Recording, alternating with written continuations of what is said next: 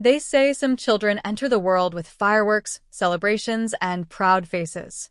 But when I was born, the room fell silent. My grandmother looked at me and whispered, "Another burden." And that single word shaped the first 16 years of my life. My name is Sara. And this is not just my story. This is the story of every girl who is told what she cannot do long before she even learned how to speak.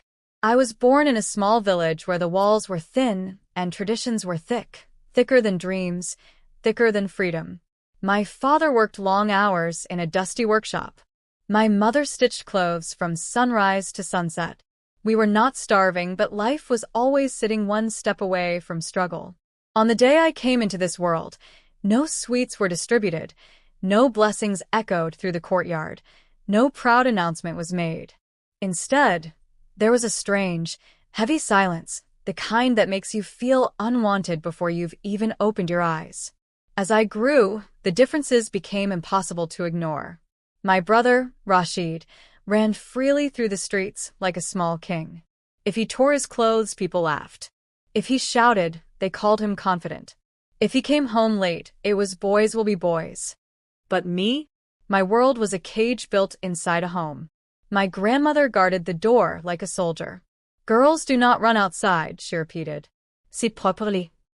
Lower your voice. Behave nicely. Remember, one day you'll go to your husband's home." I was 7 when I sneaked outside to feel the wind like Rashid did. For 5 minutes, I felt alive. For 5 minutes, I felt like a child. But then I felt her hand tighten around my arm, pulling, dragging, scolding. "You are a girl," she said. "Stay inside." That was the first time I realized my childhood didn't belong to me. Growing up, I learned something strange. A girl's life is measured not by her dreams, but by her obedience. As the years passed, the rules around me didn't just multiply, they tightened. Laughing loudly became shameless. Asking questions became disrespect. Looking someone in the eye became boldness. And wanting freedom became dangerous. At school, I found a small escape. Books were the only place where I felt alive. Pages full of places I had never seen, and lives I wished I could live. But even there, whispers followed me like a shadow. "Why is she sitting with boys? Why does she talk so much? Girls should stay quiet." Their words felt like invisible chains, wrapping around me slowly, pulling tighter and tighter every day. Walking home, I could always feel eyes tracing the length of my clothes, the way I moved, the way I breathed. I wasn't being seen, I was being judged.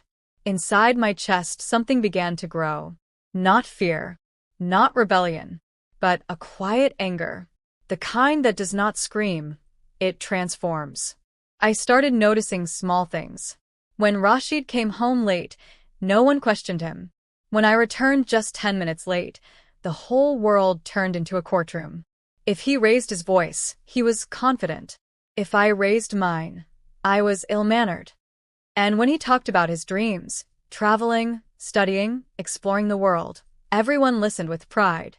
But the moment I spoke about my future, their smiles faded. Girls don't need big dreams. Too much education is useless. She will get married early anyway.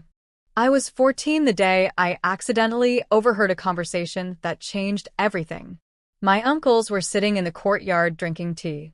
"So, what have you thought about, Sara?" one of them asked casually. My father sighed. "We'll start looking soon." My heart froze. They weren't talking about my exams, or my books, or my future. They were talking about my marriage. At 14, I wasn't a person. I was a responsibility they wanted to hand over. That night, I cried quietly under my blanket. I didn't know how to fight expectations older than time itself. But something inside me whispered, "This cannot be your entire life." The pressure around me grew heavier as I approached 16. Relatives I barely knew suddenly became very interested in my future. Not my education, not my dreams, but my marriage. They visited often, whispering openly as if I wasn't even sitting in the same room. "She's grown up now. This is the right age." What if good proposals stop coming later? Educating girls too much is useless. Every sentence felt like another door closing around me. No one asked what I wanted. No one wondered if I was ready. No one cared whether the idea of marriage at 16 made me feel safe or terrified. Slowly, I felt myself disappearing. Not physically, just piece by piece, my identity was fading. My voice didn't matter. My choices didn't matter. My dreams didn't matter. One evening, everything changed. My mother and I were sitting on the floor, folding freshly washed clothes. I noticed her hands tremble slightly, something I had never paid attention to before. And without thinking, I asked quietly, "Mama, did you ever want to study more?" She froze. Just for a second, but long enough for me to see the pain behind her eyes. "I did," she whispered. "I wanted to become a nurse. I wanted to help people, travel, do something meaningful." Her voice cracked softly. "But my parents said exactly what others are telling your father now. That girls should prepare for marriage. That dreams can wait." She paused. Then she said something that hit me harder than anything I had ever heard. "I thought I would get another chance after marriage, but some chances never come back." Those words didn't just break my heart, they woke something inside me. In that moment, I saw my mother not just as a parent, but as a woman with dreams she was forced to bury. Dreams that were now turning into regrets. And I realized, if I stayed silent, I was walking into the same life, the same pain, the same invisible cage. I didn't want to grow old wondering what I could have become. That night, I decided something quietly but fiercely. I will not repeat her story. I will write my own. The night I made my decision, I barely slept. Not because I was afraid, but because courage was finally louder than fear. Early the next morning, my father sat in the courtyard sipping tea. His shoulders looked heavy, like a man carrying the weight of tradition, family pressure, and silent expectations. My hands were trembling. My voice felt trapped in my throat. But courage isn't the absence of fear. Courage is speaking while your whole body shakes. I stood in front of him. "But..." He looked up slowly, tired eyes softening. "Yes, Sarah?" I took a deep breath that felt like a lifetime. "Please don't force me to marry now. I want to study. I want a future.